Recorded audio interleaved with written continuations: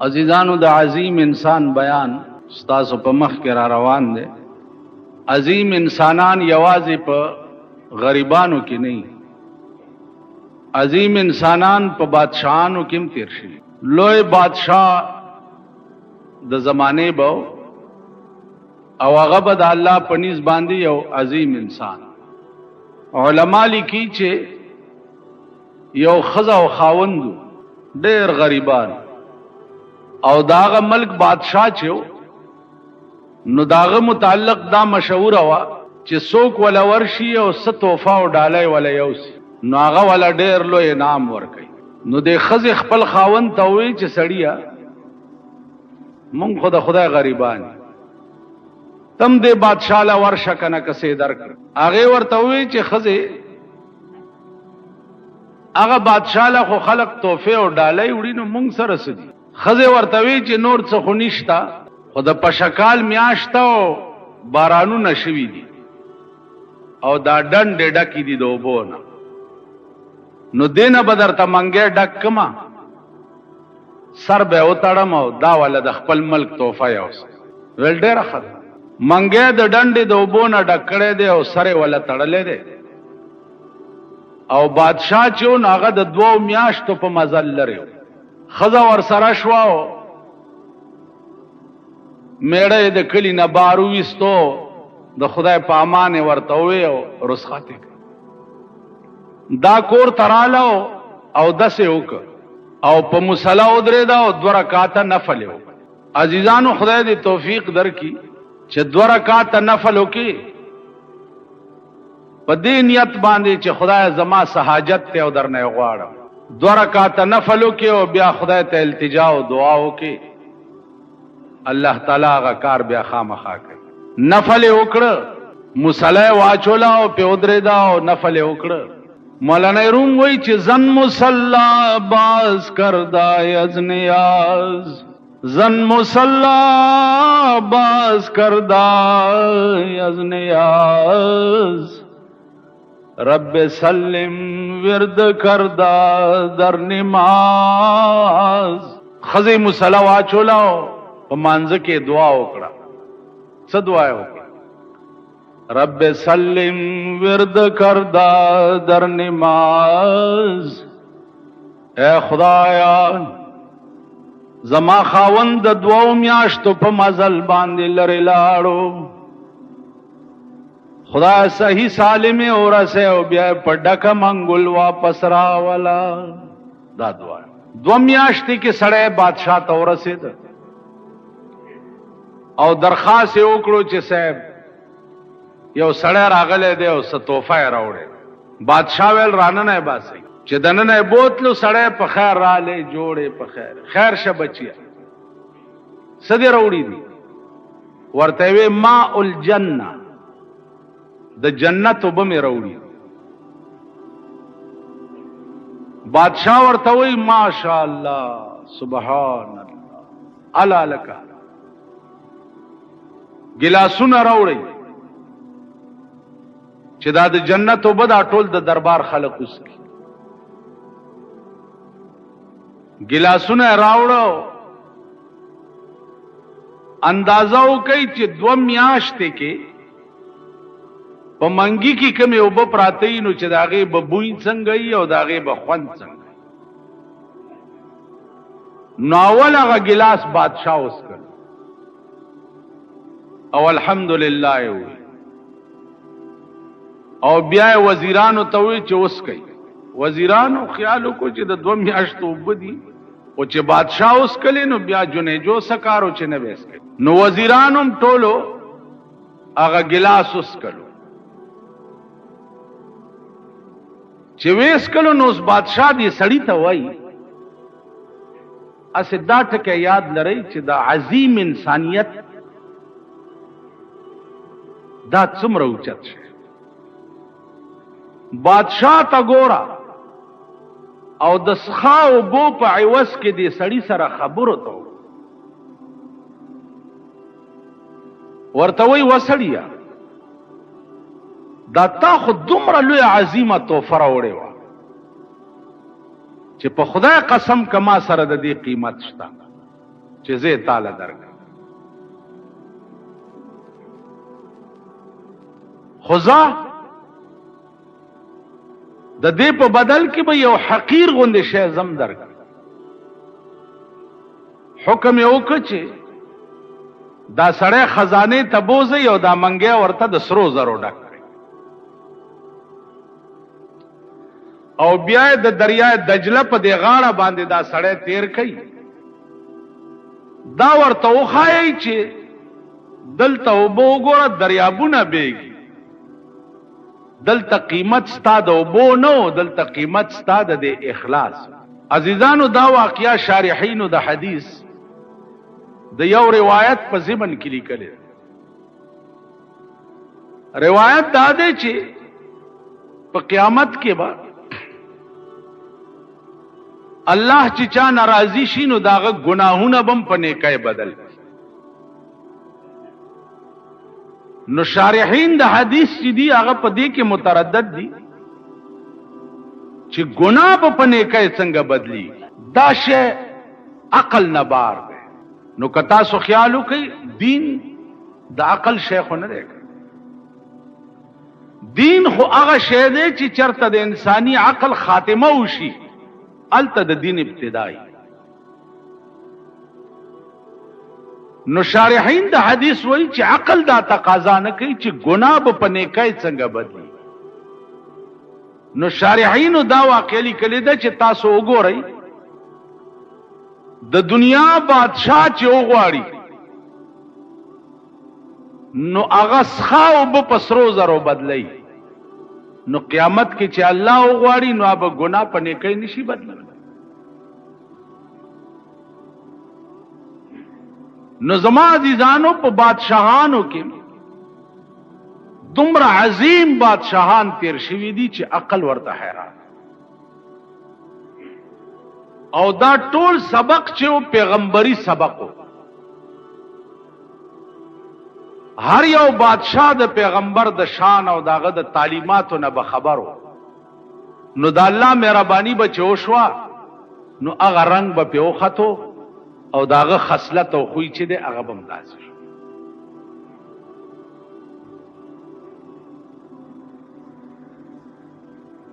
لکه تاسو وګورئ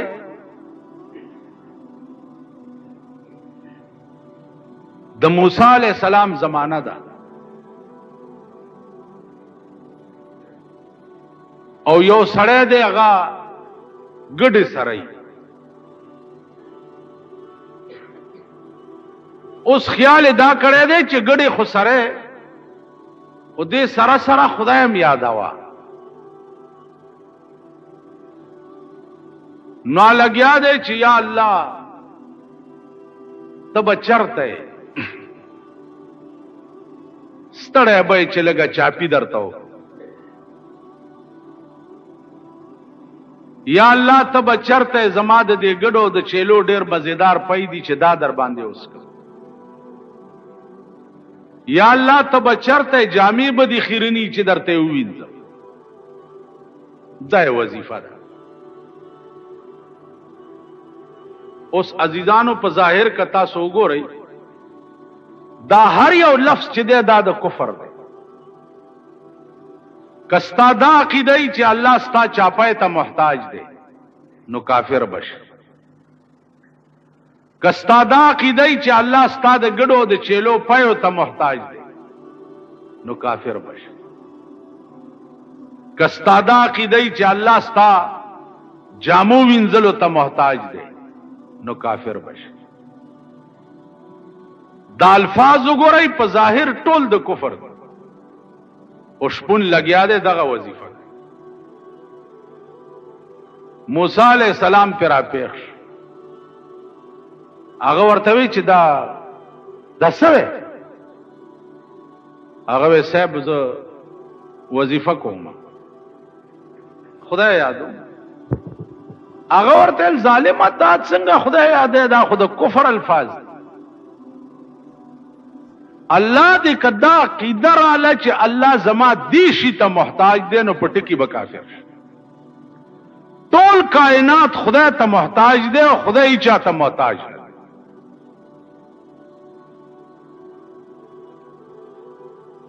نو دا خو د کفر الفاظ دي. اشپون ورته وی چې موسی کدا د کفر الفاظ دي نو زما خو شپېته کاله وشو چې زه دا وظیفه کوم.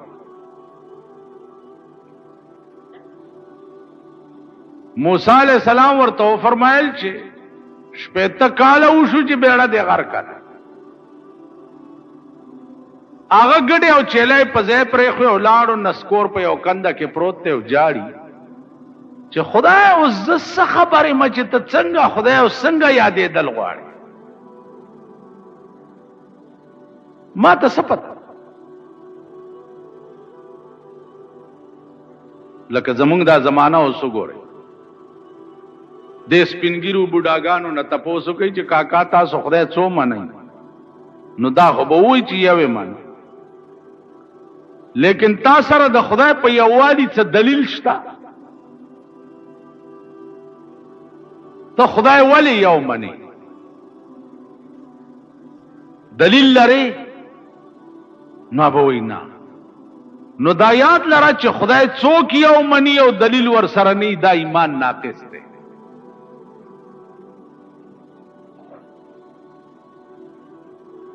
دا ایمان کامل نه دی. الله چې یو منی نو داغه د یووالي دلایل بزده کوي. رسول الله صلی الله علیه وسلم چې د خدای پیغمبر منی نو داغه د پیغمبرای باندې دلایل بزده کوي چې داغه د پیغمبرای دلیل څه دی.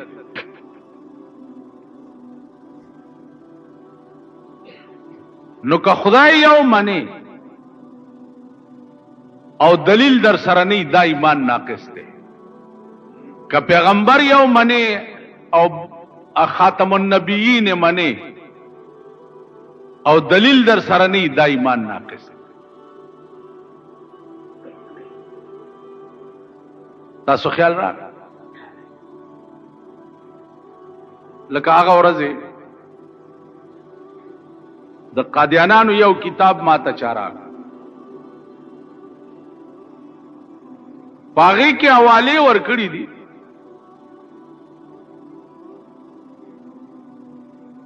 چې رسول الله صلی الله علیه وسلم لا نبی بعدی حدیث چي ده. دا حدیث غلط ته پیغمبر دا نه دی ویلي چې ما نرستو بل پیغمبر نه راځي. او اواله ورکړی دا په تفسیر در منصور باندې. تفسیر در منصور صف فلان دالی آ کتاب ما تدلته یو سړی را ما هغه حواله چې وا په تفسیر در منصور کې وکړه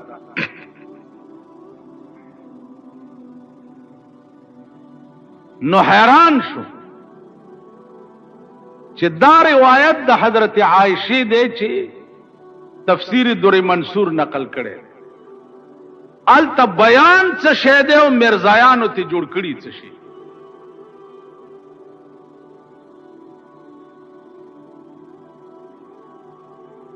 نو ما وې چې دا ظلم په دې ملک کې دا د حکومت دی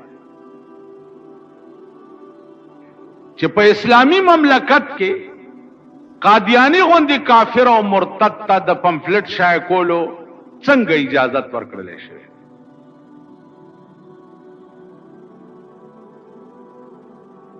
سره د دې چې ستا د ملک صدر چې دی کتا سو داغه تقریر اوریدلې الصلاۃ والسلام علیک یا علی خاتم النبیین وای کنه وای تم داغه تقریر اوریدلې الحمدللہ رب العالمین والصلاۃ والسلام علی خاتم النبیین.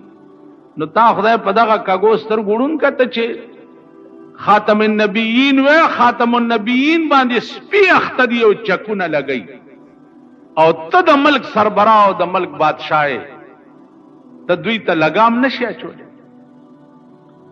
اوس کومګ دغه خلاف څوایو په مونږ پابندی لګی یا مونږ جلسه بنديږي یا زمونږ جلوس بنديږي چې تاسو امن عامه خاطره جیلونو تلار شي ځکه چې قادیانی ته سوای ما او د قادیانی دغه باطل مذهب د تشهیر د پاره ملک عام اجازت ورکړي.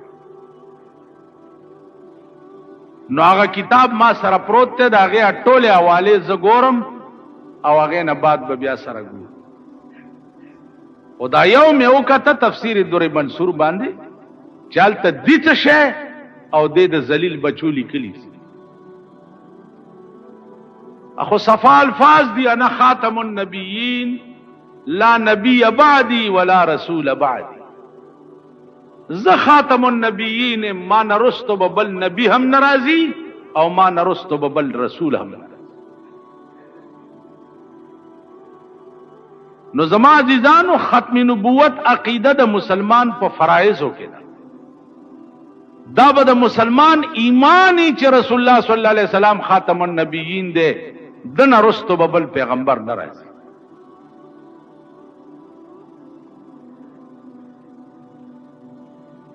نو موسی علیہ الصلوۃ والسلام اغه شپون جاړي چې خدایا زه څه خبرم چې ته څنګه خدای او څنګه یادول غواړي. عزیزانو خپه نشئ، تاسو تجربه وکئ. مونږ نور مذهب خو پرېږده، زمونږ دا کلمې د عام خلقو نه اورېدل شروع کړي، ټول خلک کلمې غلطي، ټول غلط. لا اله الا الله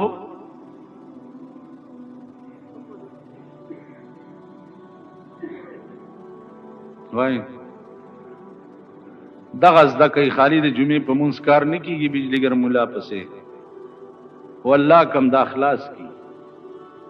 بجلیګر مولا ځان له بچرته د خدای په قهر اختی، زولنې به په خپو کې پرتی وي او خدای خبر چې کم دوزخ ته به راکاږي. ته پوه شئ دغه زده کوي لا اله الا الله ګونګونمو که ما خوا نه اورېده.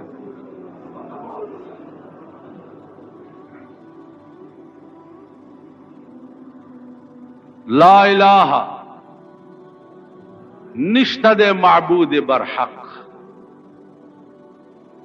وائی لا الہ نشتہ دے معبود برحق الا اللہ سوا دا خدای.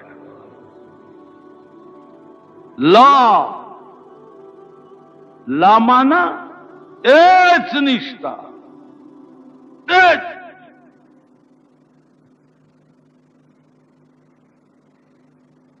او کشتنو څوک دے الا اللہ.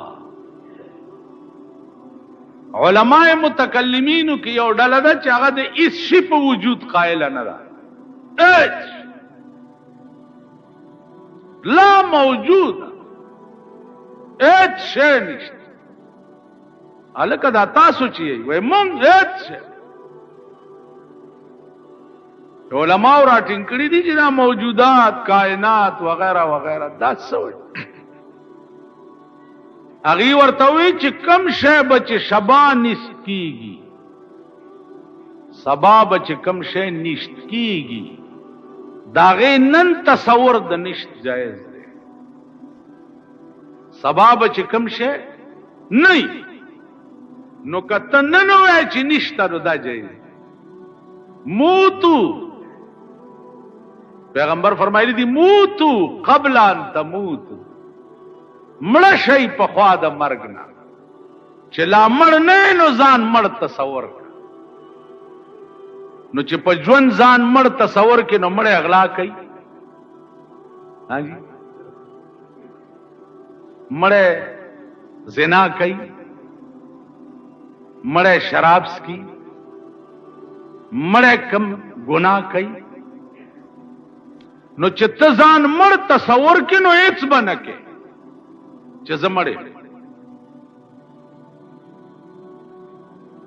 یو خو هغه مړ دی لکه یو ملا تقریر کولو چې د مړو په شپه سو کلوا پخا کې د ثواب دی، کیر پوخ کې دا ثواب دی، پلانې پوخ چرک چالول کونو نیغ به جنت دی. ا د مولا خزه اوریدلی دی، هغه خیال کړی دی چې زه ولې جنت ته نه ځم. چرګ حلال کړ. چا مولا کور ته تللی دی ویل چې دا چرګ کوم ځای و؟ ویل خو تال ته مانځه کې ویل چې چرګ چا حلال کو نیغ به جنت ته ځي. نو مام دا چرګ راونیو چې زه جنت ته لاړ شم. ستا ویلې خدای کور روان که دا خو زه خلکو ته ویم،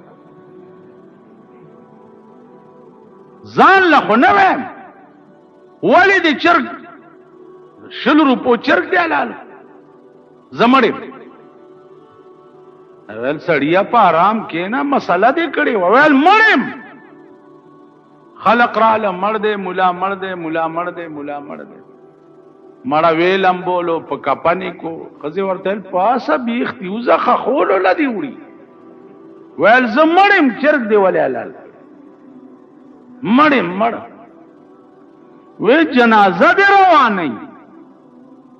مړه وړی دی دیرېله چې لحد کې ورکوز کړی دی. ښځې ویل ودرېږئ مال یې څه وصیت کړی ورکوزه شوې ده. ویل خښتې در پسې لګئ بیخ دي وزه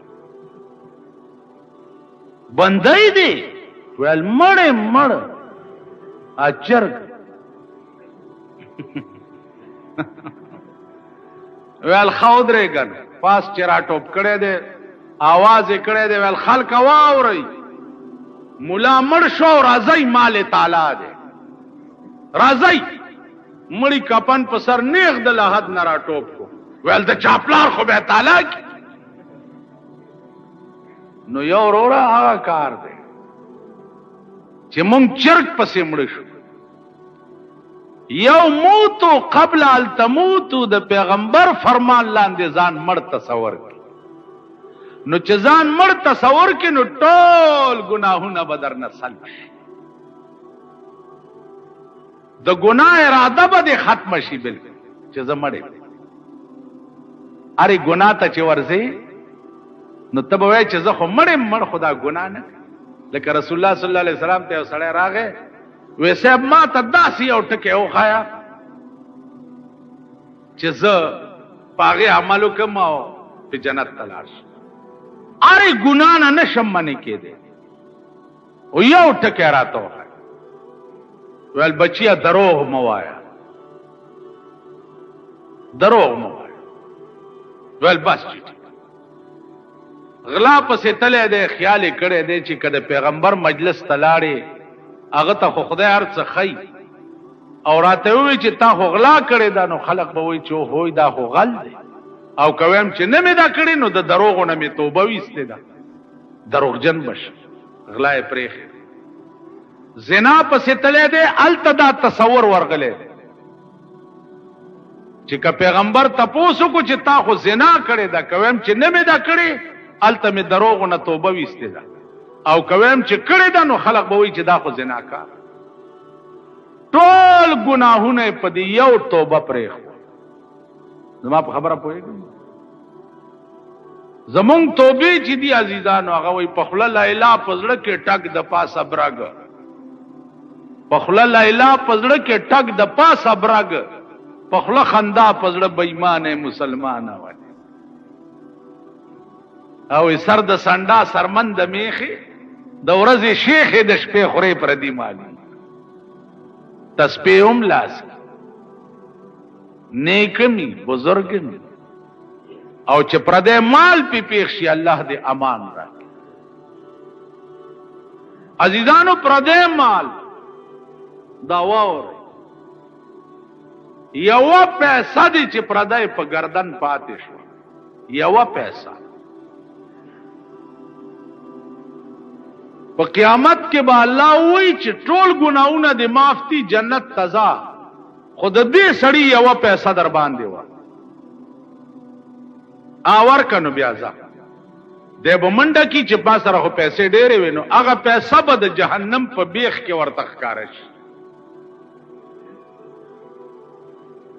تفسیر ابن کثیر لیکلی دي چې دی به ورپسې ورټوپ کي، پیسه به راوالي چې پاس راځي نو پیسه به بیا وروغورځي، او یا زره کاله به دغسې غوپې په جهنم کې په یو پیسه پس. یوه لیشت ځمکه دي چې پردی لاندې کړې وه، یوه لیشت ځمکه دا وواړه طبقه ځمکه به دې په غاړه کې وي او خدای ته به پیش. دا وواړه طبقه ځمکه به زولنه وي او ستا غاړه کې به پرته وي او ته به خدای ته پیش. یو لیز پرون مې په یو قبر تقریر کولو ما وی خبره واورئ دا ټول غوړ زیړ ولاړ یې د مولا خبره خو درته د اوښ پوسکی ښکاري بباد آمد او بباد رفت. او یو ټکی ومنئ یو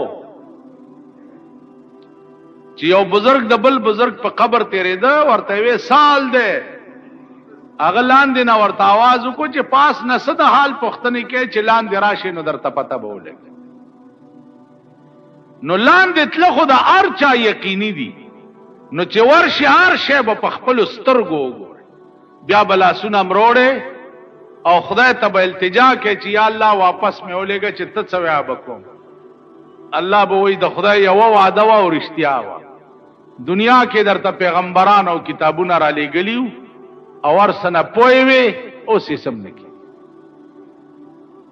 نو زما عزیزانو عرض دا و چې سوچ وکړئ مونږ د هلاکت او د تباهۍ په پلیټ فارم ولاړ یو. د تباهۍ طرف ته روان یو د ترقۍ طرف ته نه یو روان. دا د پاکستان حکومتونه په شکرو غل خوري چې ملک په تړقۍ روان دی ملک په تړقۍ روان دی. ملک ستا په تړقۍ ملک ستا د هلاکت او د تباهۍ په پلیټ فارم ولاړ. هره ورځ هغه غشي ستاسو په سینو ننوځي چې تاسو سره د هغې علاج نه غش. ستا ملک په ترقۍ روان دی. تاسو وګورئ د بجلی په دې بیلونو کې یو فیول ټیکس لګېدلی دی. فیول ټیکس په هر بل کې 100 تا به بجلی نه خرچ کلی وای به دا فیول ټیکس دی. ستا د ملک پیداوار دی بجلی ستا د ملک او پاغي کې د دوی چې څه خوښه هغه در باندې لګي. انکم ټیکس وګورئ انسپکټرانی په دکانونو باندې ګرځي. ستا څومره انکم دی او دکان څومره کرای دا او څومره د ورځې ګټې او سکول کې دې څوک سبق وي او پلانې څه چل کېو کړه دې ښی او کبدي د انکم ټیکس شیټای چې در پسې راشي التبزی کده نه ورکه حوالات او جیل کې بدی اچي. دا عذابونه دي چې پتا سو نازل. د خوار او د غریب یو کور یو جونګړه بې 1200 روپے ټیکس به پیو لګي جړه چاته کې او بیا دنیا کې دولت او سره سترګه چې نو خوار شي تاسو جړه سو کوو. تاسو دا شیخان میخان چې دفترو ته نږدې ورشي دا سه منډم درکیدل. جزا شیخ صاحب ګنی اوس پولیس ته आवाज کوم چې منډه وای نلته یو غریب دې 0 روپے بل په دې بجلی راغی. یو باتای دا 0 روپے بل ورغه چې یو باتای دا ول بل داخل کنو بیا جګړه کوا. تاسو خدای هلاک کا چې هلاک شي. په دې دفترو کې ناس تو تاسو هلاک شي چې سړی بچي درته نخ کاری هغه سره خبره په سم خپل نه کوي. خبره اوریم نه.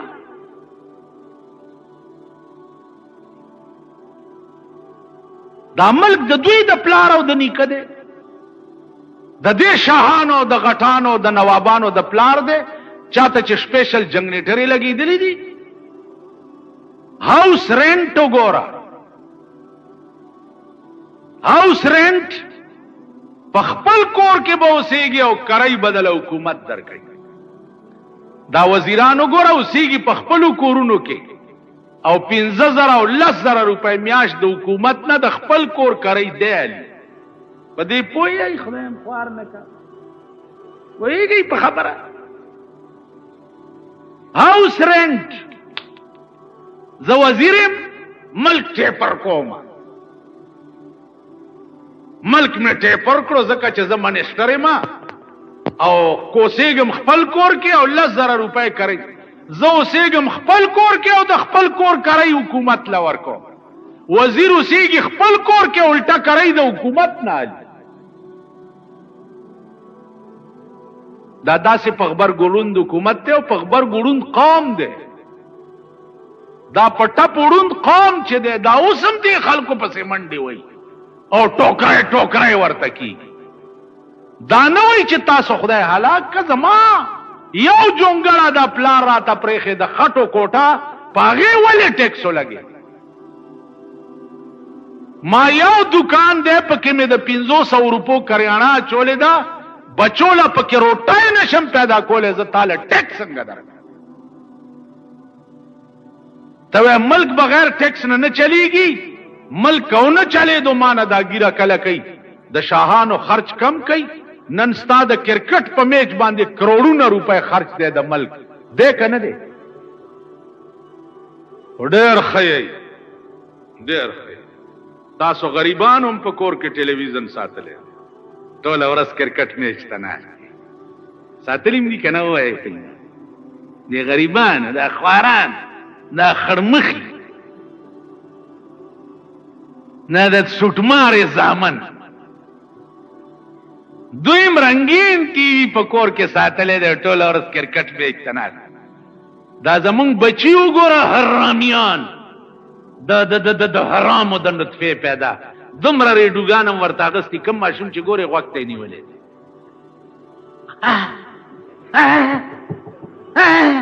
داسې کوي که نه کوي؟ کوم یو د ډم زوی چې ګورې غوږ ته به یې ریډو نیولې څه چل دی هلکه د سوټۍ زویه کرکټ میچ اورم. تاسو خدای هلاک کرکټ میچ اورېدل په دې پاکستان کې ډېر ضروري دي. کرکټ میچ اورېدل ورشه په شیباغ کې چې کوم سټیډیم جوړ شو کرکټ میچ د پاره 100 کروڑ روپے پہ لګېدلي دي. چاته پته ده؟ یو ارب روپے پہ ولګېدي 1 ارب روپے په کرکټ میچ. ورشه ډیفنس کالونه سره چې کم سټیډیم جوړیږي د شاهانو د خزو ګډېدو د پاره پاغې به 1.5 کروڑ روپے لګي. ستا خزې له دې په میچونو له او ګډېدو له سټیډیمونه جوړیږي او ما د روټۍ ګټلو ته نه پرېږدي. دا ستاسو ملک دی. دا هغه ملک دی چې سبا به بیا دا ذلیل قوم چې دی دغه نن چې بر سر اقتدار دی سبا به بیا دی له ووټ ورکوي او دوی به بیا کامیابوي. کوئ به که نه؟ تاسو به وګورئ ته وایې لګیا ته ورشه چې ځان ته څه وایي هغې ورته زه قطعا عزیزانو نه امید یم د دې ملک نه چې دا ملک بم چرته د سړي زامن کیږي. زمونږ اولاد تباه شو بچی تباه کیږي. ورشه ستا په دې ملک کې وګوره د دنیا 18 لکه روپے ستا د صدر په یو ټي وي سټیشن لګي منصوبه د 1 کروڑ دا 1 کروڑ روپے به ټي وي سټیشن باندې لګي. د پاکستان ته د سټیډیمونو جوړولو ډېر ضرورت دی.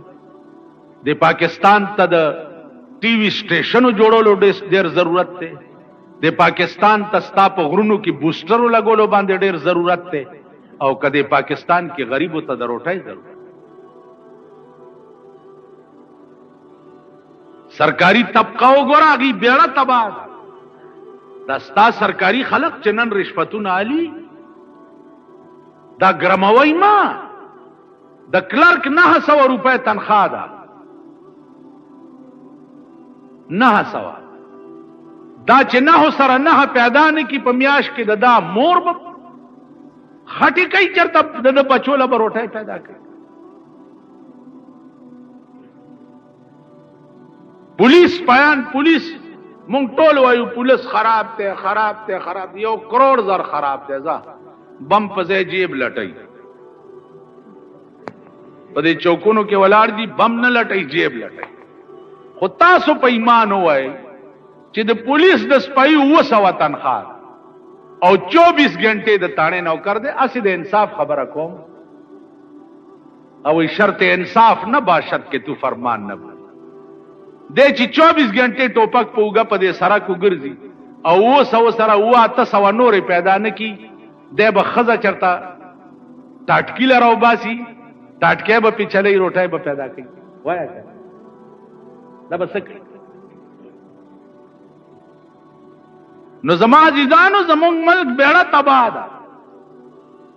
که تاسو وایئ مولیانو مو اخیسته شروع کړي نو مولا اوس څوک؟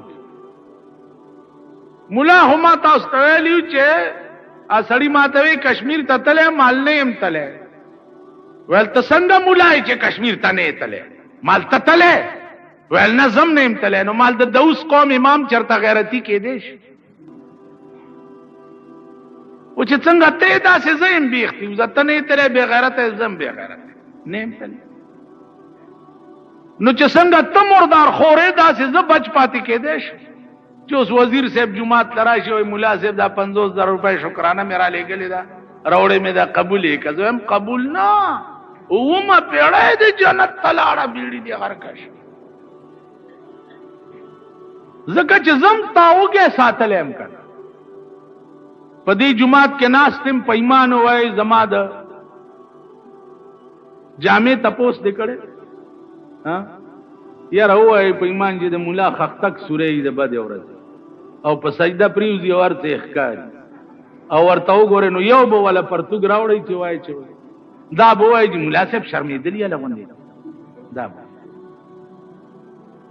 داسې به وکړئ. خدایم بیخ په هغه خاص سرمن وباسه د ګډوري عام یو صحیح بل جماعت لی ورکړي ځکه چې دې ملا ماله د استنجا لوټې نه وې راکړې چې ورغلې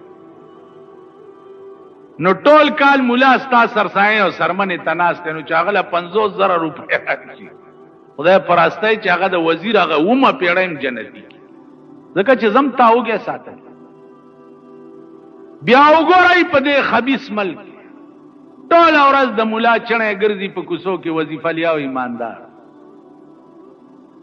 هغه ستا سخا او مردارې ټوکړې او پیشو جوټه کړې ترکاري هغه راوړي نو د ملا د جماعت خوراک نو زم په دې مردارو د بدې ورځې عادت شم کړه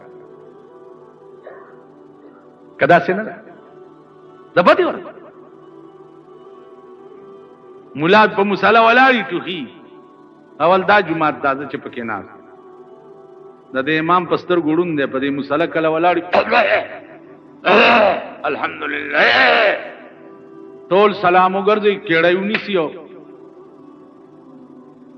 دا چاونه وی جالکا پیجی صاحب ټوخیږي او بوتل شربت درته راوړ په دې جمعه نام کوفه دا دا خدای چې زمونږ د دوايانو دکان دی او ستاسو دا د جمعې د ورځې چنده چی قسم په خدای دی چې په دې د حافظانو دوايانې او دی لوړه او چینی پیالي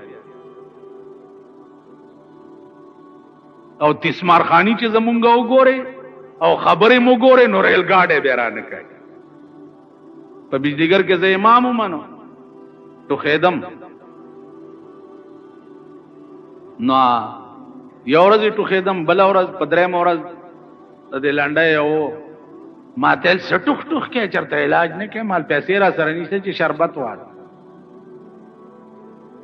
ماتل نو بیا مو درګه په مصلا او چې ور بیا مو درګه د دې مرینه میونی چومینی وو یو سو جقه می ورکو د جمعات د کړکای نه می بارو اور پسې می ور ټوپ کو په دا خېټه می یو سو ټوپ ورته مال دې له ایمان نشته چې دا 2 روپیا والا چرته ټوخي ګولای پیوال په مصلا ما درګه بیا ټوخي تاسو داسې خدای پیجندلی د خدای د کور څوکیدار در تسپک کاری خدای سپک اورک کړی د خدای د کور جاروکخ در تسپک کاری خدای سپک اورک کړی د خزو د جواب پاتې نشوي د خزو د جواب دی که زمون خزي وای ز صدر روډ لازم وای بچ ها ها زبر په تیرستنه جارو کده غریبانو خزي ز په بوم یاسب لازم خو کې می باد دا شیخونه ورته ویلې شي سمه ده کوي شیخ بابر بابا لازم الته مالګه سټمه پړه می تیار راځي کویل ته دیوانه بابا لازم غیب علم دی را باندې په مونږ غیب علم هم ډیری زمونږ په دې خزو غیب علم ناس کمه غریبې خزې چې چکر لړو شي غیب علم پکې ته ورته کولې شي د خدای کور لسپک ګورې سپک او رک شوي ذلیل او رسوا شي د چا د جواب نه زاړه ګیدړان در نه جوړ دي سړې پنا کوي سترګې نشي راښکاره او نور به ذلیلې گئی نور به خوارې گئی نور به رسوا کی تاسو به د ځان تماشې وکړئ قسم په خدای دی هغه آفت به در باندې راځي هغه آفت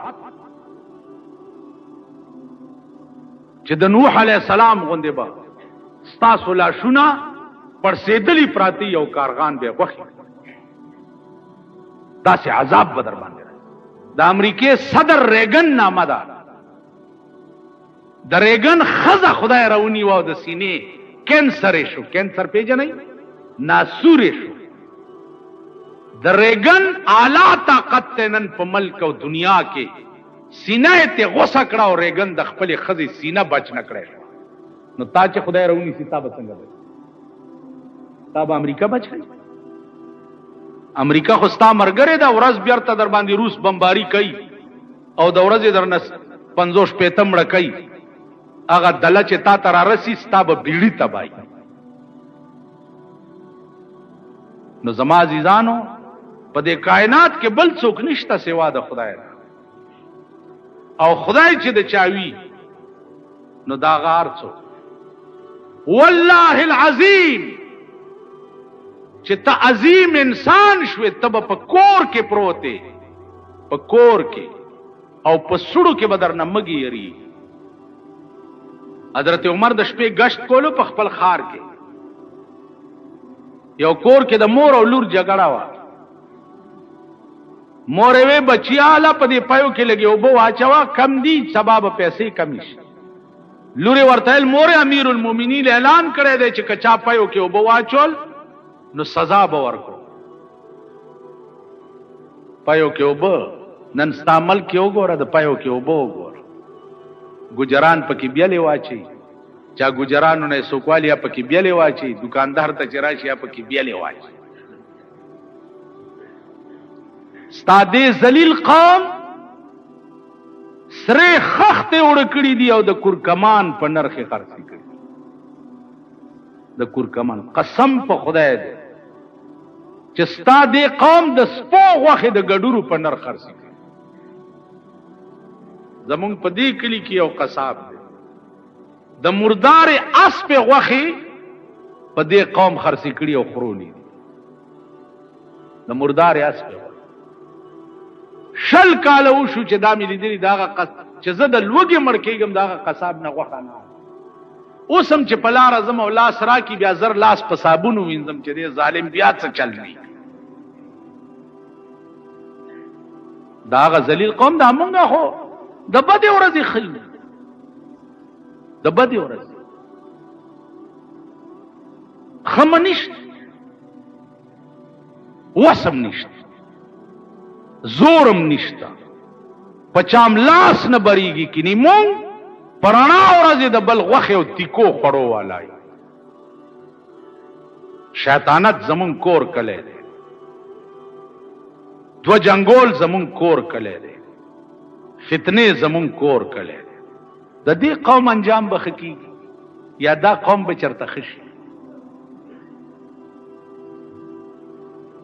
مونږ مالت کینن یو سړی د وسی سنت دی د خدای خوار او غریب اوریجه پخ کړی دی او صاحب قرمی دی او دا دغه لګوړی دی دا غیر چا پیر ها کې ناتونا مالک کیوں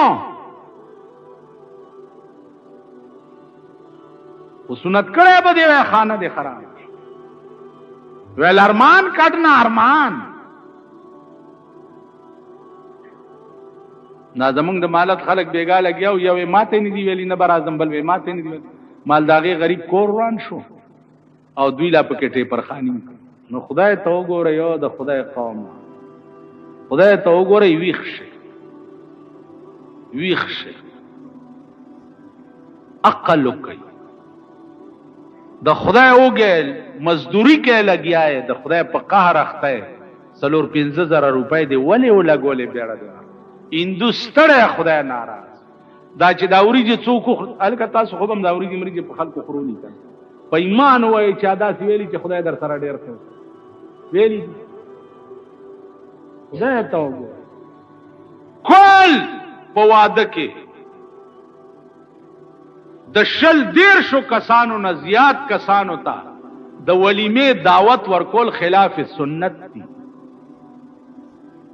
دعوت بم داسې ورکې چې څومره ستا د وسی بس کې به نه او بخوري لکه حضرت علی د قجورو د اوربشو د روټای دعوت ورکړ نن ترا شو ګورا یو کارت باندې شل او 1.5 روپۍ خرچ راغلی د کم قوم لوفری او عیاشی چې دې حد ته ورسی قوم به خورز ګور خوار غریب په 10 روپۍ کارت بچا زما د زوی واده یو سړی ته مې دوست مې مال ویل جی کارت ماډ نشته مال نه ویل نو به کارت څنګه مال دا زما خپل کارت نه خراب ده کراله نو د سړی زوی بنئ چرانش ویل ولی مال کراله نو خپې بدر باندې ماتي چې د کاغذ نه زما خپل ته تسپک ګور دا څه خلق دا بنی آدم او مال ما په عمر کې د چا د واده روټای خوړلې ده ویل نه مال په ما د پلار حق دی راورک شخوار چې ما ته چاړو د واده ونه مړی لمه چرانه شي تاسو مړی دی خدای کتا سراله یو زمړو ما والله کمه خدای هم بخ مړی څکه چې مړ شه دا ربو کار دی خلاص یو سادرګه ته تاو کو کوته ولا او کناو سپردم بتو مایه خشرا سپردم بتو مایه خشرا تو دانی حساب کم و بیشرا خلاص خدای پوهیږي او کار کوي تراشی پتا څو کرانه شي پتا نن ودونا سنتونا مړی ټول رسم و رواج او د خدای په عظیم قهر دا قوم وادي لسرزونه مخکې به جنډیان انتظامونه پلانی ډنګړي دی او خزه او نرب په ویرا قران او سنتم پرې خو خدای پریخي قران او سنت ته سپک کتري خدای سپک او رک د پیغمبر د لور غوندي نکاح چې او نه تړي د لور خدای به د سپک او رک